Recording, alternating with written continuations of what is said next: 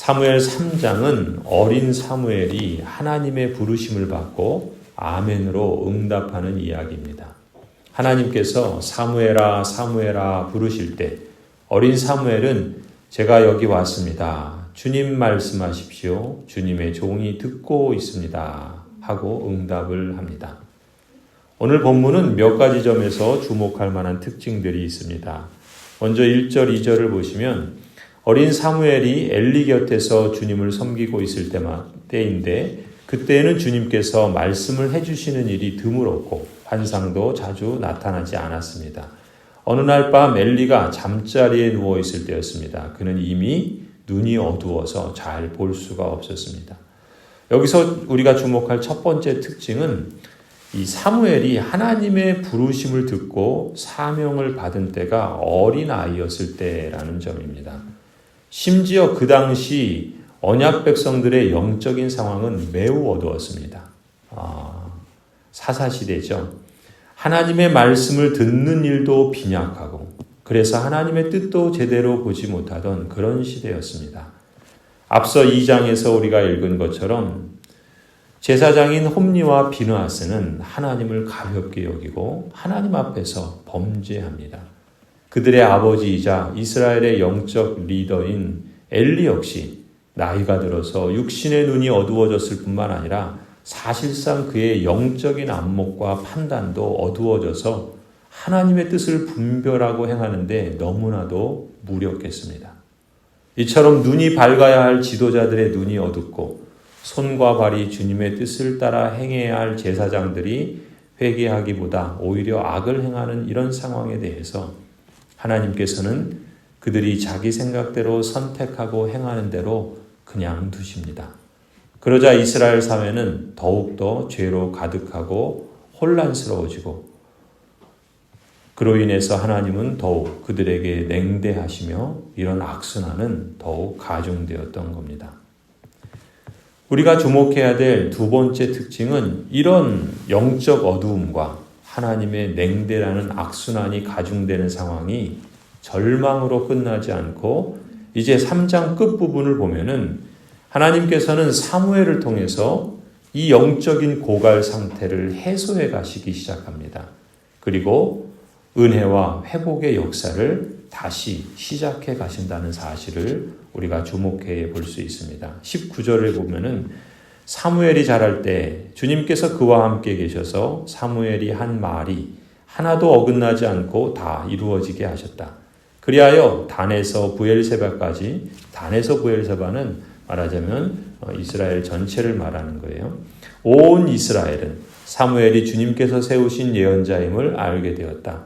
주님께서는 실로에서 계속하여 자신을 나타냈다. 실로는 사무엘이 이제 사역하는 그 도시를 말합니다. 그리고 거기에서 주님께서는 사무엘에게 나타나셔서 말씀하셨다. 이처럼 3장 초반에 이 영적 어두움 그리고 말씀의 부재 상황이 이제 3장 후반부에 가서는 영적인 빛이 다시 비추고 말씀이 다시 충만해지는 상황 이렇게 연결되죠. 그리고 그 사이를 연결하는 사건이 바로 하나님께서 사무엘을 부르시는 이야기입니다.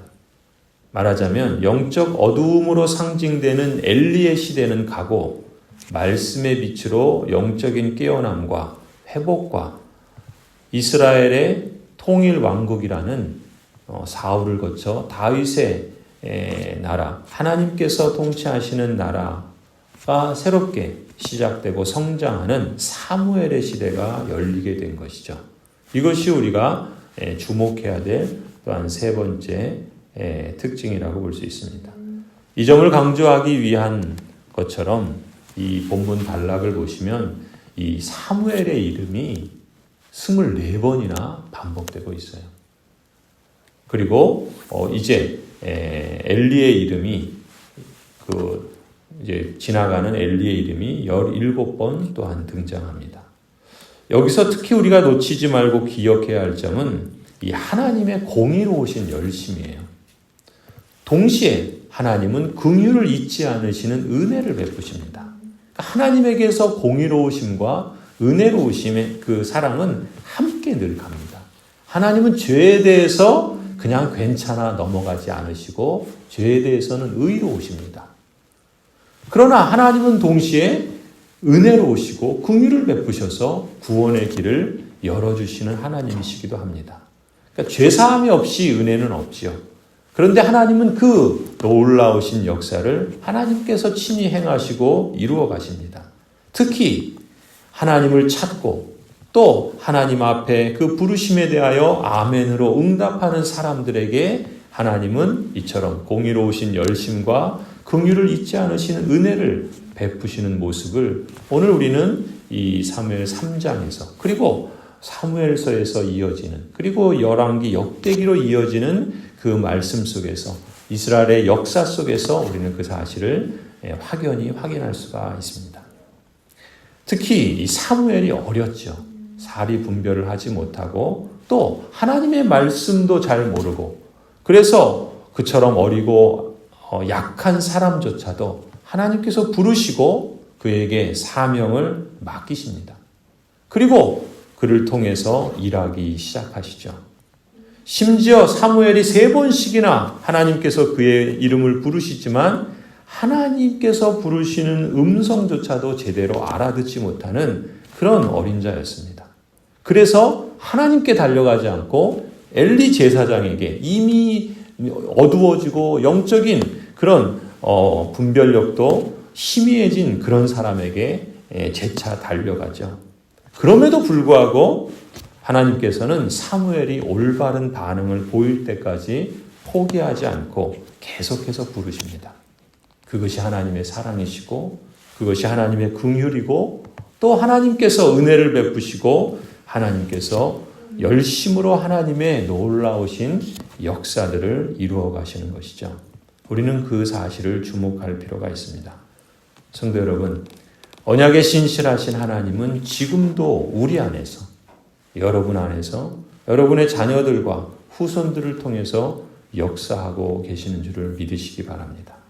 하나님께서 사무엘아 사무엘아 재차 부르시고 사명을 맡기실 때 사무엘처럼 제가 여기 왔습니다. 주님 말씀하십시오. 주님의 종이 듣고 있습니다. 라고 응답한다면 하나님께서는 그 사무엘을 복주실 뿐만 아니라 그 사무엘을 통해서 이스라엘의 왕국이라고 하는 하나님의 새로운 역사를 이제 사사시대의 그 영적 어두움을 거두고 새로운 그 부흥과 회복의 역사들을 펼쳐가신다는 말이죠. 이처럼 하나님의 열심과 사랑과 능력을 베푸시는 이 하나님께서는 친히 여러분을 통해서도 동일한 은혜와 회복의 역사를 이루어 가실 줄 믿습니다. 우리가 다 하나님의 부르심을 받은 사람들이죠. 사무엘아 사무엘아 부르시는 그 부르심은 바로 여러분의 이름을 부르시는 동일하신 하나님이신 줄을 믿습니다. 그 하나님의 부르심에 대해서 제가 여기 왔습니다. 주님 말씀하십시오. 주님의 종인 제가 듣고 있습니다. 라고 응답한다면 지금도 앞으로도 하나님께서 여러분을 통해서 또 우리 교회를 통해서 이런 동일한 은혜와 회복의 역사를 이루어 가실 줄 믿습니다. 이런 은혜가 우리에게, 우리 자녀들에게 또 우리 교회에게 충만하게 흘러넘치기를. 그래서 우리도 잘 살지만 우리를 통해서 이 땅에 우리를 두신 그 하나님을 영화롭게 하고 또 이웃에게도 우리 마을에게도 하나님의 나라를 증거하고 복음의 역사가 더욱더 확대되며 그래서 많은 사람들이 주께로 돌아오는 놀라운 역사가 또 있기를 간절히 축원합니다.